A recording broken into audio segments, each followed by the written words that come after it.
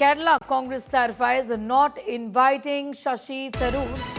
It says Tharoor is in the list of star campaigners. Tharoor was busy with other work. Remember, Congress had snubbed Tharoor and no invite for the rally that was being held. Tharoor said not invited by the top brass. Tharoor's Modi praise has upset the Congress party, but Tharoor admitted that issues are there with the Congress leadership.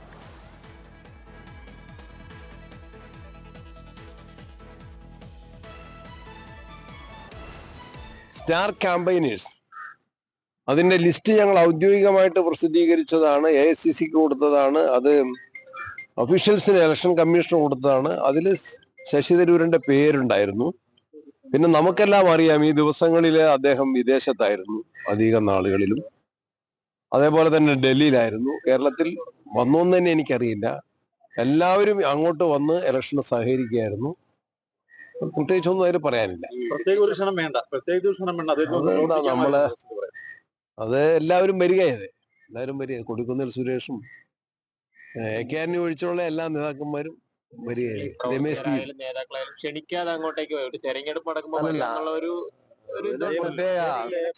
Otherwise busy I think. അദ്ദേഹത്തിന് ഏൽപ്പിക്കപ്പെട്ട മറ്റു ഉത്തരവാദിത്തങ്ങളുമായിട്ട് അദ്ദേഹം. I'm going straight across to Shibi for more details on that. Shibi, explain to us what is now Kerala Congress saying after this huge furor, given that Tharoor said he was not invited and also admitted that all is not well with the top brass of the party, with the leadership. Sneha, yesterday Tharoor spoke in the context of being, not present for the Nilambur by-election campaign. It's a campaign that was taken out extensively by the Congress, including Priyanka Gandhi. It's a constituency also, Priyanka Gandhi coming and, campaigning there for one whole day. So Tharoor was the only person who was missing in action. And when we asked him about it is when he said that, I was not invited for it. There are few issues, difference of opinion with the party's leadership, but I do stand strongly with the cadres and with the candidate of my party is what he said. The Congress in the state yesterday itself hit out against Tharoor, saying, by releasing a star campaigner list that they had submitted to the Election Commission, which features his name. And then Sunny Joseph, the Kerala Pradesh Congress Committee president, came out saying that in our party we do not have this tradition of inviting someone in particular. His name was there in the campaigners list, star campaigners list, in one of the top posts. Except for AK Antony, who's not, keeping well, everybody else came there and campaigned for the candidate. So it was up to him to come and campaign for the candidate. And also, he was not in the in the country. He was outside. We know he was taking out leading a delegation connection with Operation Sindoor. Tharoor yesterday also spoke about it. He was not there in the country for a long time, but still he was back in the country since the last 2 weeks at least. But still he was not invited. There was not a single missed call is what he says. The Congress versus Shashi Tharoor in Kerala has been going on for a while. It all started mainly because he wrote an article praising the CPM government here, praising the policies of the communist government, which had not gone down well with the party here. As we know that the state of Kerala is going into the assembly elections next year, and this Congress, leaders versus Tharoor is a hot topic in the state already, causing a lot of rift between the party and Tharoor. So we have to see in the coming days how he's going to react. Is he going to continue this thing of expressing in open that there are differences with the leadership? But that's okay. I will I'll still continue to stand with the party. It's a kind of stand that he has taken so far. We'll have to see how this will turn out in the coming days. All right, I'm going to leave it there for the moment. Shibi Mole getting in those details at this point in time. A clarification there from the Kerala Congress, but enough reason to believe that the leadership of the Congress isn't happy with Shashi Tharoor. A series of statements have been made in the past which seem to be tilting in favor of this government. Listen in.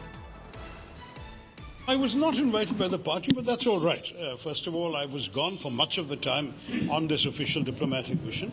When I came back, there was no insistence, no missed call from the leadership saying I should come. So I took it as an opportunity to fulfill my prior commitments, which I did. Yes, there may have been some differences with the leadership on some issues.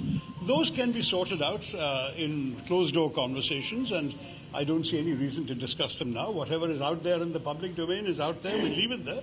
But I can always discuss them in private when and if appropriate. So far, As I've said, no one has reached out to me, but that's all right.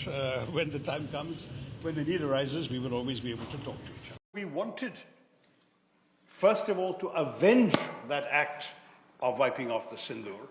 But secondly, it's no accident that the color of the sindoor is that bright vermilion red, which is not far from the color of blood.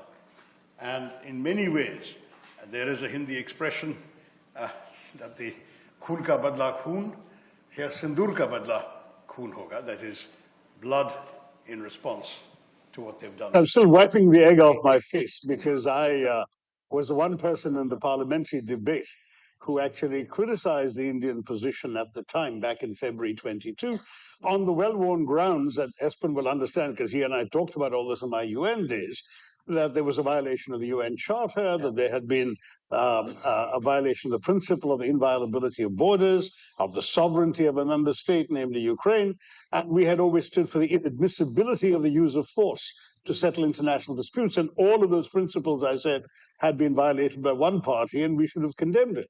Well, a couple of years later, 3 years later, it does look like I'm the one with egg on my face, because clearly the policy has meant that India has actually a prime minister who can hug both the president of Ukraine and the president of Moscow 2 weeks apart and be accepted in both places. So far, I must say that what we've seen from the press statements by both the Prime Minister and by President Trump are very encouraging, because it looks like some of the big concerns we all had have been addressed.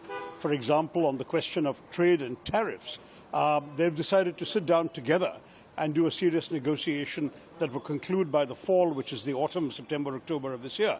I think that's a very good outcome, because otherwise the fear was there might be some hasty decisions made in Washington which would have affected our exports. This way there is time to discuss and negotiate. I welcome that.